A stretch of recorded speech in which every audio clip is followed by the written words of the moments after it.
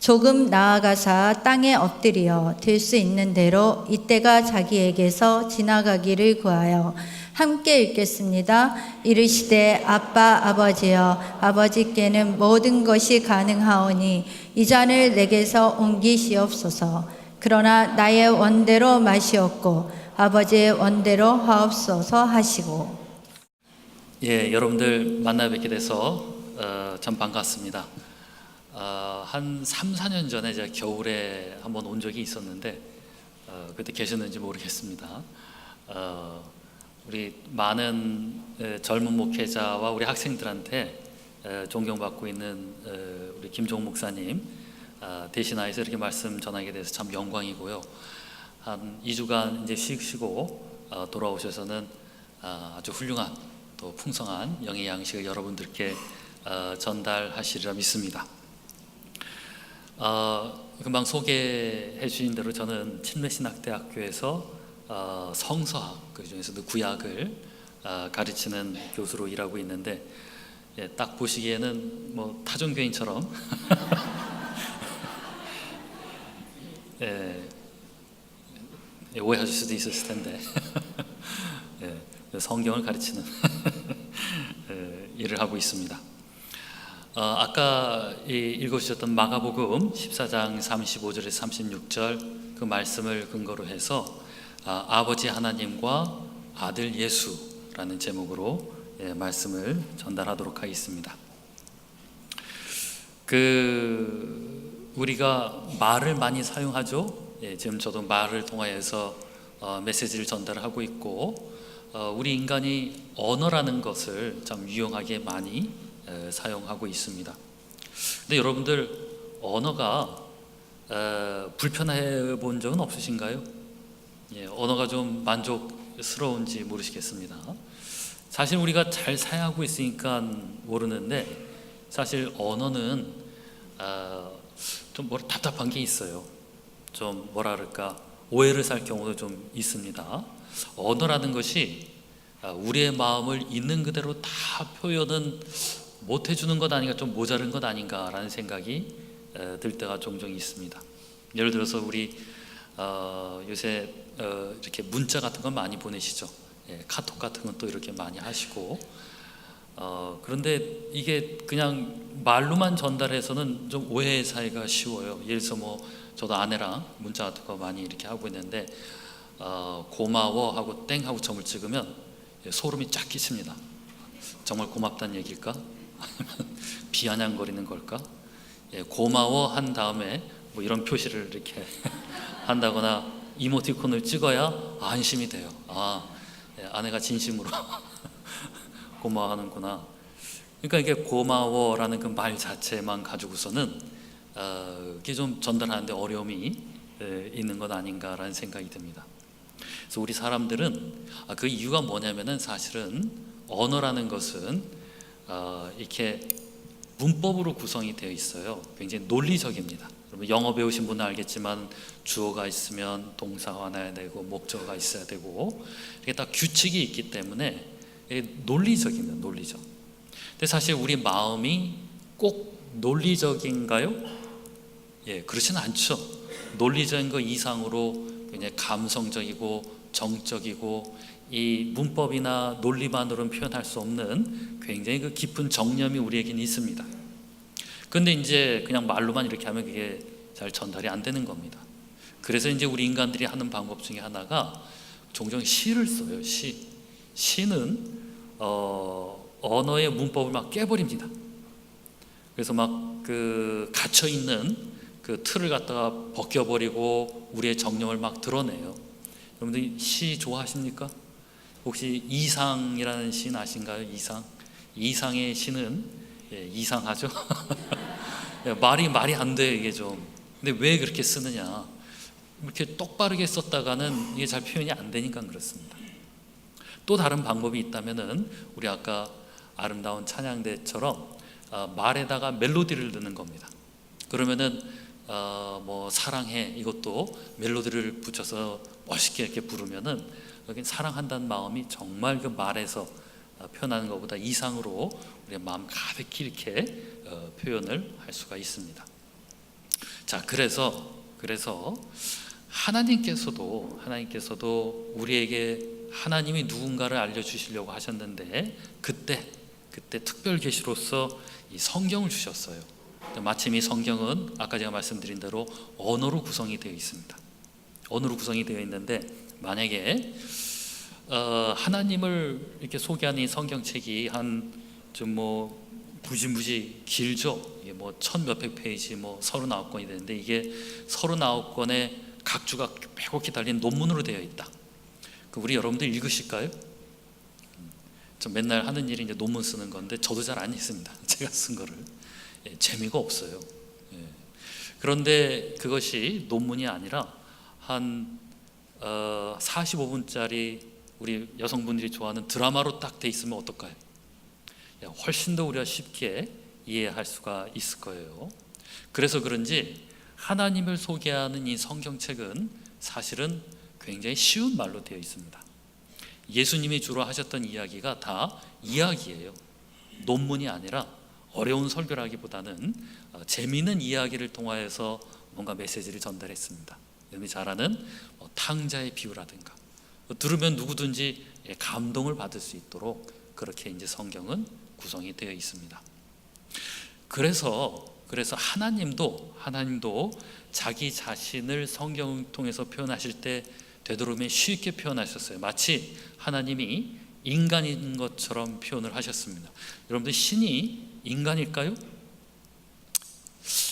신이 인간일 리는 없겠죠. 우리랑 너무나 차원이 다른 그런 존재일 거예요. 저와 저 개미 한 마리하고도 더 간격이 클 만큼 우리 하나님께서는 인간과는 비교할 수 없는 존재입니다. 하지만 그 하나님을 표현하기 위해서 누군가가 열심히 언어로서 철학적으로 신학적으로 어렵게 썼다면은 우리가 어떻게 알겠어요? 여러분들 철학 별로 안 좋아하시죠? 저도 별로 안 좋아해요. 읽으면 골치만 아프고 그것을 재미있게 이야기로 전달해 줄 수 있다면은 그래서 하나님께서는 어렵지 않게 자기 자신을 인간처럼 때로는 왕으로, 때로는 아버지로, 때로는 목자로, 때로는 군대 장관으로서 이렇게 인간처럼 표현을 해 주셨습니다. 다시 말해서 우리가 저처럼 이제 신학을 연구를 해서 공부해서 막 어려운 책도 쓰고 여러분들이 서점 가셔서 어려운 조직 신학이다 무슨 신학책을 보면은 되게 말이 어렵습니다. 이게 왜 말이 어렵냐면 하나님을 간단하게 표현할 수가 없어서 그래요. 만약에 하나님이 그렇게 자신을 성경적으로 표현하셨으면은 우리들이 어떻게 하나님을 알겠습니까? 하나님은 누구든지 유치원 아이나 공부를 잘 옛날에 못 배우신 우리 할머니 할아버지나 누구든지 읽으면은 쉽게 이해할 수 있도록 아주 재미있는 이야기로 또 자신을 인간처럼 그렇게 표현을 해 주셨습니다. 그래서 우리는 사실은 순진하게 하나님을 이해하여야 할 필요가 있습니다. 성경이 그려진 하나님을 있는 그대로 한번 바라보아야 할 필요가 있습니다. 자, 그렇다면 하나님은 과연 누구실까요? 여러분 교회에서 공부도 하시고 하셔서 잘 아시겠지만 여러분들이 몇 가지 몰랐던 것 한두 가지를 제가 말씀을 드리려고 합니다. 우선 첫 번째 우리가 한 가지 흥미롭게 알 수 있는 것 중에 하나는 하나님께서는 머리카락이 하얗시다라는 겁니다. 농담이 아닙니다. 여기 계시는 연세가 많으신 분들처럼 성경에는 하나님의 머리카락을 하얀 머리카락으로 표현을 하고 있습니다. 한번 성경책을 한번 보실까요? 다니엘서 7장 9절을 한번 보겠습니다. 다니엘서 7장 9절.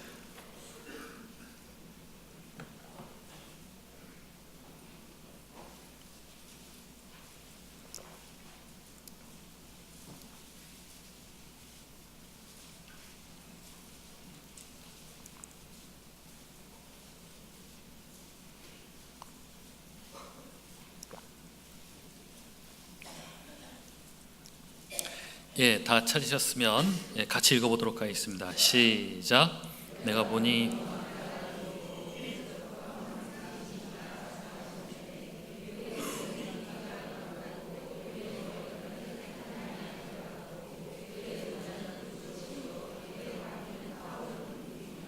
여기 보면은 옛적부터 항상 계신 이가 있다. 그분이 하나님을 가리키는 겁니다. 네, 어떻게 표현했냐면은 하나님은 옷이 하얀 옷을 입으시고 또 여기 뭐라고 되어 있죠? 머리털은 깨끗한 양의 털과 같다, 이렇게 표현을 하고 있습니다. 그러니까 분명한 건 하나는 하나님은 머리카락이 있으세요. 연세가 많으신 것으로 되어 있는데 저처럼 이렇게 뭐 탈모 증세가 없으셨고 머리카락이 무성하시리라 생각이 듭니다. 그리고 그의 머리카락이 깨끗한 양의 털 같다. 양의 털로 만든 제품을 울 제품이라 그러죠. 울은 굉장히 다루기가 어려운 제품이라고 합니다. 굉장히 까다롭게 취급을 해야 되는데 아마 하나님께서는 그 머리카락을 뭐 씻으실 때에 아마 천상의 헤어 컨디셔너 같은 게 있어서 아마 잘 관리를 아마 하셨을 겁니다. 그리고 하나님께서는 흰 옷을 입으시다 그래요. 그런데 우리 계시록 같은 데 보면은 여러분들도 천국에 가시게 되면은 영원토록 이 성가대복 같은 하얀 옷만 입고 사시게 됩니다. 그러니까 여러분 이 땅에 계실 때에 이렇게 컬러풀한 옷들을 자주 입어보시기 바랍니다. 그래서 천국의 드레스 코드는 바로 흰 옷이다라는 것을 알 수가 있습니다. 사실은 옛날 그 원시 이스라엘에서는 사람들이 흰 옷을 입는 것이 쉬운 일이 아니었었습니다. 아주 되게 누런 그런 옷을 입었는데 하나님이 흰 옷을 입으셨다라는 것은 굉장히 좀 위치가 높으시고 권위가 있으시다라는 것을 상징을 하고 있습니다. 자, 하나님의 또 다른 모습 우리가 보자면은 하나님께서는 매우 연세가 많으십니다. 그렇죠. 하나님께서는 연세가 많으셔서 굉장히 경험도 많으시고 경륜도 있으시고 그런 분으로서 우리가 이제 믿을 수 있도록 성경은 그렇게 표현을 하고 있습니다. 사실은 그분의 연세는 측정이 불가능합니다. 성경에서는 하나님이 영원히 사신다라고 이야기를 하고 있습니다. 사실 시간이란 개념 자체를 우리가 신께 적용하는 것 자체가 적절하지가 않으시겠죠. 이처럼 하나님께서는 오래 사셔서 연로하시고 그래서 권위와 위엄이 있으신 분으로 표현이 되어 있습니다. 자, 또 한 가지 하나님에 대해서 알 수 있는 것이 있는데 하나님께서는 왠지 무척 외로우실 것 같습니다. 어떻게 그 오랜 세월을 혼자 지내셨을까요? 하나님은 가족이 없으십니다. 물론 유일신 하나님을 믿는 여러분들께서는 하나님이 가족이 없는 것이 당연하다라고 생각하실지 모르겠지만 옛날에 이 구약 성경에 적혀진 원시 이스라엘 사회에서는 내가 믿는 하나님은 솔로이셔 그러면은 그 주변 민족들은 니네 이상하다라고 생각하는 거예요. 그 이스라엘만 유일신 하나님을 믿었지 그 주변의 다른 가나안, 바벨론 그런 민족들은 그들의 신화를 보면은 그들이 믿는 신은 왕처럼 아주 권위가 있고 힘이 세고 아내가 많고 자식이 많습니다. 그래야만 좀 권위가 있는 남자답잖아요. 그 옛날 원시 시대에. 그런데 이스라엘 백성들은 우리 하나님은 마누라도 없고 자식도 없어. 그러면 사람들이 아니 니네 그런 하나님을 왜 믿냐? 이리 와라. 우리 하나님은 우리 신은 아내도 많고 자식도 많다. 이런 신을 믿어야지. 이렇게 아마 유혹을 했었을 수도 있습니다. 사실 우리 하나님은 지금으로 말하면 모태솔로시다 라고 이야기한다면 그 당시에는 굉장히 큰 신에 대한 모독으로까지 여겨졌을 수가 있습니다. 그래서 여러분들 구약 성경에 보면은 아세라라는 여신 기억나십니까? 이스라엘 사람들이 그 아세라 여신을 많이 섬겼었는데 그 이유가 우리 하나님이 혼자 계시니까 그 아세라 여신을 갖다 자꾸만 하나님 옆에다 두는 거예요. 근데 하나님은 그거 되게 싫어하셨습니다. 끔찍이 싫어하셔서 가나안 땅에 들어가기 전부터 절대 내 옆에 아세라든 바알이든 뭐든 갖다 놨다간 큰일 난다. 차라리 바알만 믿거나 아세라를 믿거나 나만 믿거나 하지 절대 내 옆에 다른 신 두지 말아라. 이렇게 이야기했는데 그 어리석인 이스라엘 백성들이 아이고 우리 하나님도 좀 누가 있어야지 그래가지고 자꾸 갖다 놔서 하나님께서 꽤 불쾌해하셨습니다. 얼마나 싫으셨으면 이스라엘 백성을 가나안 땅에서 쫓아내기까지 하셨을까? 자, 이렇게 하나님께서는 인간의 여러 캐릭터로 표현이 되셨어요. 아버지, 왕, 목자. 아버지 하게 되면 우리 쉽게 이해가 가죠. 목자, 우리 한국 사람들은 이렇게 양을 치지 않기 때문에 목자가 어떤지 잘 몰라요. 근데 이스라엘에서는 웬만한 남자들은 다 목동일을 해봅니다. 옛날에 우리나라 한국 사람들이 웬만하면 농사는 다 져봤듯이 다 목동일을 했기 때문에 하나님이 목자다 하게 되면 그게 확 마음에 와 닿는 거예요. 자기가 목동일을 하면서 어린 양 한 마리를 구하기 위해서 비탈기도 내려가 봤고, 그 양들을 늘 맑은 시냇가와 푸른 풀밭으로 인도하기 위해서 자기가 노력을 해봤고, 사자들이 양떼를 급습할 때에는 자기가 돌을 던지면서 양떼를 지켜봤기 때문에 하나님은 목자다 그럴 때는 자기 마음속에 확 와 닿을 수가 있는 것입니다. 자, 그런데 오늘은 특별히 한 가지 더 독특한 것을 여러분들께 알려드리려고 하겠습니다. 하나님에 대한 다소 놀라운 사실이 하나 있습니다. 오랫동안 숨겨져 왔던 사실인데, 사실 하나님은 아들 하나가 있다는 것입니다. 이건 매우 큰 스캔들이 아닐 수가 없습니다. 아니, 아내가 없다는데 어떻게 아들이 있을까? 아무도 감히 하나님께 어떻게 아들이 생기셨는지 물어보지도 못했습니다. 하지만 후에 예수라는 청년이 자기가 바로 하나님이 자신의 아버지다라는 것을 밝히셨습니다. 자, 이때 또 여러분들 너무 철학적으로 신학적으로 생각할 필요가 없습니다. 말씀드렸다시피 성경은 있는 그대로 받아들이라 라고 쉽게 여러분들에게 제시가 된 것입니다. 이를 아주 단순하고 상식적으로 이해하자면은 바로 여러분들 댁에 집에 아들, 자식이 하나 있듯이 하나님께서도 아이가 하나 있었던 것입니다. 바로 그 아이가 예수입니다. 그런데 믿기 어려운 것이 하나 있습니다. 그 아버지 하나님이 자기 아들 예수를 희생제물로 바쳤다는 것입니다. 또 여러분들은 이건 신이니까 신학적으로 철학적으로 그냥 생각할 지점이 아닐까라고 생각하실지 모르겠지만, 그렇게 생각하실 필요가 없습니다. 그냥 하나님이 한 아이의 아버지고 예수는 한 아버지의 아들이었다, 이렇게 생각하셔야만 됩니다. 지금으로 보자면 편부모 가정 아닐까요? 어머니가 안 계시니까. 그러니까 얼마나 그 아들을 아끼셨을까? 자기가 혼자 키운 외아들 예수를. 자, 그런데 그럼에도 불구하고 하나님은 그의 아이를 희생제물로 바쳤다고 합니다. 그리고 성경은 말하기를 하나님이 우리 인간을 너무나 사랑하셔서 그렇게 하셨다라고 말합니다. 근데 사실 여러분, 이게 믿겨지십니까? 이해가 가시는지요? 어떻게 아버지가 자기 외아들을 희생제물로 죽게 내어줄 수가 있겠습니까? 사실 제가 어릴 적에는 잘 뭔지 몰랐어요. 근데 지금은 제가 아들이 둘이 있습니다. 둘이 있으니까 하나 좀 바쳐도 될까? 말도 안 되죠. 둘이 있어도 그거는 내가 내 아들을 바쳐?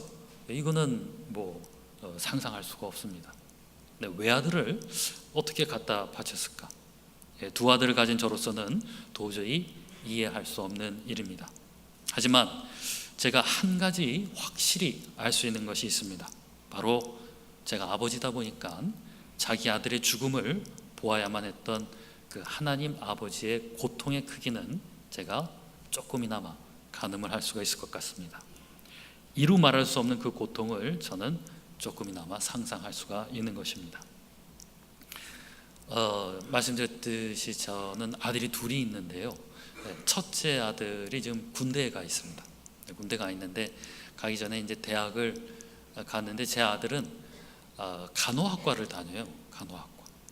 처음에는 간호학과 갔을 때 남자 녀석이 간호학과를 다 가나 그랬는데, 듣고 보니까 그리스도인으로서 굉장히 의미 있는 직업이더라고요. 나이팅게일 선언이라는 거 보면은 자기 자신을 희생해서 아픈 사람이 있거나 병자가 있으면은 고쳐줘야 되는 그 의무, 이런 것들을 배우고 하는 거 봐서는 참 그리스도인으로 의미가 있다. 그리고 또 마침 요새는 청년 실업이 굉장히 좀 극심한 상태인데 남자 간호사는 모자르대요. 그래서 이 녀석이 졸업하면은 굶지도 않겠구나, 이런 생각을 할 수는 있었습니다. 자, 그런데 그 자기 아들을 갖다 바치는 하나님 아버지의 이해할 수 없는 행동을 보면서 제가 한 가지 좀 이상한 상상을 해보았습니다. 예를 들어서 지금 한국의 어느 도시에, 어느 마을에 어떤 바이러스가 퍼졌어요.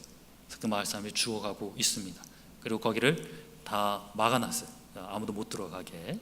죽는 거죠, 사람들이.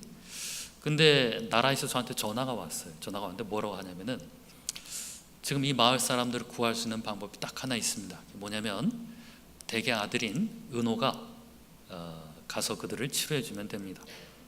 그렇게 얘기하는 거예요. 그런데 한 가지 문제가 있습니다. 중요한 것은 내 아들 은호가 한번 가면은 돌아올 수가 없다라는 것입니다. 은호는 가서 그곳 사람들을 구하고 대신 자기는 죽어야 한다는 것입니다. 한 아이의 아버지로서 이건 정말 한심한 상상이 아닐 수가 없습니다. 그러나 이런 상상을 해보면서 자기 아들 예수를 내어주었던 아버지 하나님의 절절한 고통을 조금이나마 알 수가 있었습니다. 사실 하나님께서는 그 큰 고통을 자신이 감당하기 힘드셨을 거라 생각을 하셨는지 미리 좀 훈련도 하셨습니다. 아주 오래전 하나님은 아브라함에게 그의 외아들 이삭을 희생제물로 바치라라고 명령을 하셨습니다. 사실 이 사건을 두고 성서 독자들은 참 말이 많았습니다. 하나님이 너무 잔인하다라는 것입니다. 안 그렇습니까? 아브라함한테 늙음하게 외아들 줬는데 얼마 안 있어서 그 아들 갖다 바쳐라. 하나님이 장난하시나? 어떻게 이렇게 잔인하실까? 이렇게 많은 사람들이 생각할 수가 있었을 겁니다. 하지만 많은 사람들은 사실 이때 하나님의 마음에 진짜 무슨 일이 있었는지 잘 알지를 못합니다. 우리가 다시 한번 상상을 해볼까요? 하나님의 책상에 이렇게 모니터가 있었습니다. 이렇게 지상을 바라볼 수 있는 모니터를 탁 켰더니 아브라함이 이제 자기 아들 이삭을 데리고 산으로 가고 있었습니다. 자, 이때 하나님은 뭐라고 하셨을까요? 야, 봐라, 아브라함 대단하지? 저놈 아주 믿음이 좋을 줄 알았어. 자기 아들 저렇게 썩 갖다 바치네. 이렇게 하셨을까요? 아마도 제 생각에는 하나님께서 그 장면을 보시면서 속으로 이렇게 탄식하고 계셨을 것입니다. 아, 내가 언젠가 내 아들 예수를 저렇게 데려가야 할 텐데. 이삭을 데리고 올라가 제단 위에 묵는 장면은 차마 하나님이 눈을 뜨고 쳐다보지도 못하셨을 것입니다. 바로 이렇게 자기 아이 예수가 언젠가는 죽어야 하기 때문입니다. 결국 하나님은 아브라함이 아들을 죽이려고 할 때 멈춰라 라고 명령을 하셨습니다. 하지만 먼 훗날 자기 자신은 멈추지 않으시고 자기 아들 예수를 십자가로 보내버려야만 하셨습니다. 심지어 아들 예수는 아버지께 한번 찾아온 적이 있었어요. 하나님께 찾아와서 좀 봐주면 안 될까요? 하고 한번 사정을 했던 적이 있었습니다. 바로 그 장면이 우리가 오늘 읽었던 마가복음 14장 35, 36절의 구절입니다. 우리 다시 한번 찾아볼까요? 마가복음 14장 35절에서 36절.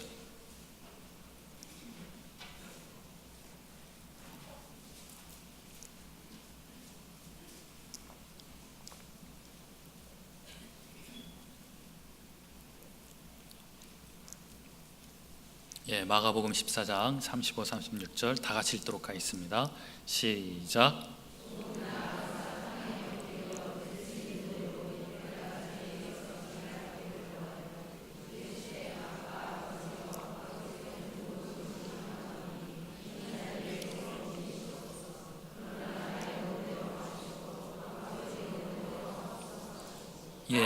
거기 구절 한번 다시 보세요. 예수님께서 너무 고통스러웠었나 봐요. 그래서 한번 하나님께 찾아가서 땅에 엎드려 어떻게 기도했다 그러죠? 이때가 자기에서 그냥 지나가면 안 될까? 꼭 이렇게 해야 될까? 하나님이 인간을 구원할 수 있는 방법 여러 가지가 있는데 아버지 내가 꼭 그렇게 잔혹하게 죽어야 될까요? 그리고 36절에 보면은 아빠, 아버지요 이렇게 얘기했다고 합니다. 여러분 원래 성경은 헬라어로 적혀 있어요. 신약 성경은. 그 당시 이제 공동 언어가 헬라어였는데 사실 이 글을 읽던 유대인들은 헬라어가 아니라 아람어라는 어를 썼습니다. 아람어. 그래서 사실 유대인들은 아람어가 더 가까워요. 근데 지금 이 마가복음 14장 35절 36절은 헬라어로 쓰여졌는데 한 단어만 아람어로 적혀 있어요. 그 단어가 뭐냐면은 바로 아빠라는 단어입니다. 아빠. 아빠는 아람어로 아빠예요. 아빠. 근데 아람어로 아빠가 한국말로도 뭐냐면 아빠예요. 똑같은 말입니다. 참 희한하죠. 그래서 왜 이것만 아빠라고 했을까? 그것은 이 글을 읽는 대부분의 그 당시 유대인 남자였을 테니까 읽을 때 예수께서 아빠 했던 그 말을 통해서 그 공감을 한번 얻어보려고 하는 거예요. 자기도 누군가가 아들이 나한테 아빠 하게 되면 어떨까? 여러분 어떻게 한 아이의 아빠가 자기 아들의 이런 호소를 마다할 수 있겠습니까? 만약에 제 아들 은호가 떠나기 전날 밤 내 방문을 두들기는 거예요. 그래서 문을 열면서 했던 첫 마디가 아빠, 내가 꼭 가야 될까? 라고 물으면은 보낼 수 있을까요? 아 근데 가야 되겠지? 그러면서 돌아서면서 가는 그 아들을 그냥 보낼 수 있을까? 여러분들은 어떠실까요? 우리 자식이 있으신 분들은 많이 있으실 텐데 그렇게 아들을 보내실 수가 있겠습니까? 여전히 저는 자기 아들을 그렇게 보내버린 하나님을 이해할 수가 없습니다. 하지만 그의 고통만큼은 매우 잘 알 수가 있을 것 같습니다.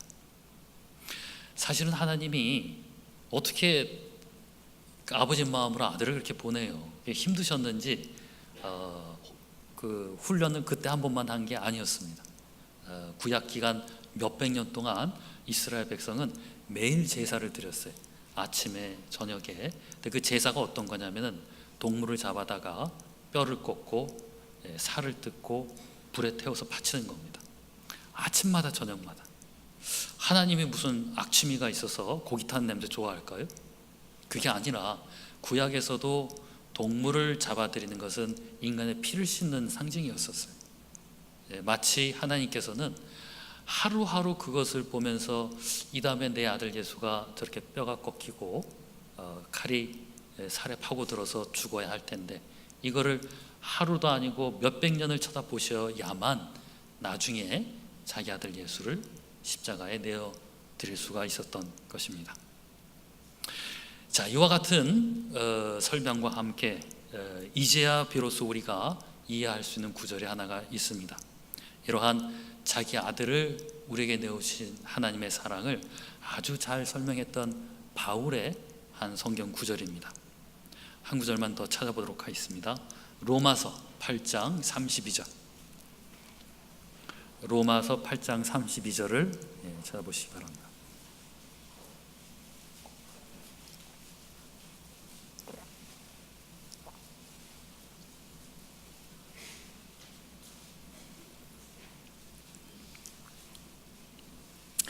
찾으셨으면 다 같이 한번 읽어볼까요? 시작. 자기 아들을 아끼지 아니하시고 우리 모든 사람을 위하여 내주신 이가 어찌 그 아들과 함께 모든 것을 우리에게 주시지 아니하겠느냐. 자기 아들을 아끼지 아니하시고 우리에게 주어주신 이가 아들까지 주셨다면은 더 이상 주지 못할 것이 무엇이 있겠느냐. 이 말이 여러분들 공감이 되시죠? 저도 만약에 제 아들 은호가 자기 목숨을 바쳐 사랑하여 구원한 사람들이 있다면은 나도 그 사람들을 사랑할 수 있을 것 같습니다. 제 아들이 사랑한 것이라면은 곧 저의 사랑이기도 하기 때문입니다. 심지어는 제 아들이 군대 가기 전에 잠깐 사귀었던 여자친구가 있었어요. 한번 집에 데려온 적이 있었는데 저는 난생 처음 보는 여자이지만 제 아들이 사랑한다 그러니까 저도 그 아이가 사랑스러운 겁니다. 예뻐 보이고 저 아이가 잘 됐으면 좋겠다. 잘 돼서 직장도 잘 갖고 내 아들이랑 예쁘게 잘 사귀어서 어떻게 됐으면 좋겠다. 이렇게 왜냐하면 제 아들이 사랑한다니까. 좀 아무 관계도 없지만은 제 아들의 사랑은 저의 사랑도 될 수 있다라는 생각을 해보았습니다. 심지어 핸드폰에 그의 사진도 제가 갖고 다니는데 근데 제 아들은 헤어졌어요. 엑스 걸프렌드가 됐지만 뭐 저는 아직까지도 사진을 갖고 있을 만큼 제 아들이 예뻐했다 그러니까 저에게도 예쁜 사람으로 보일 수가 있었습니다. 저는 바울의 이 로마서 8장 32절 구절을 통해서 그가 뜻하고자 하는 것을 잘 알 수 있을 것 같습니다. 정말로 하나님이 우리를 사랑하시는 마음은 이루 헤아릴 수가 없는 것입니다. 얼마나 그 사랑이 큰지, 진실된 것인지 성경이 이렇게 쉽게 우리에게 표현해 주었습니다. 제가 옛날에 학교에서 강의를 할 때 우리 여기 앞에 계시는 우리 여자 집사님들 나이쯤 되는 중년의 어떤 집사님이 수업을 듣고 계셨어요. 근데 어느 날 한번 같이 그분과 식사를 할 기회가 있었습니다. 그래서 왜 신학을 하십니까? 했더니 그분이 이야기하기를 원래 자기가 신학 공부를 하기 전에 자기 아들이 신학 공부를 했었대요. 근데 자기 아들이 신학 공부를 마치고 곧장 선교사가 되어서 어느 지역으로 갔는데 가서 얼마 되지 않아서 자기가 선교하겠다라는 그 지역의 사람들한테 그만 살해를 당하고 만 겁니다. 그러고 나서 그분이 한 2달인가 3달 있다가 병원에 실려가셨대요. 근데 여기 뭐 의학적으로 이게 맞는 건지 틀린 건지는 잘 모르겠는데 위장이 붙었대요. 이렇게 장이 다. 그러니까 뭘 먹을 수가 없는 겁니다.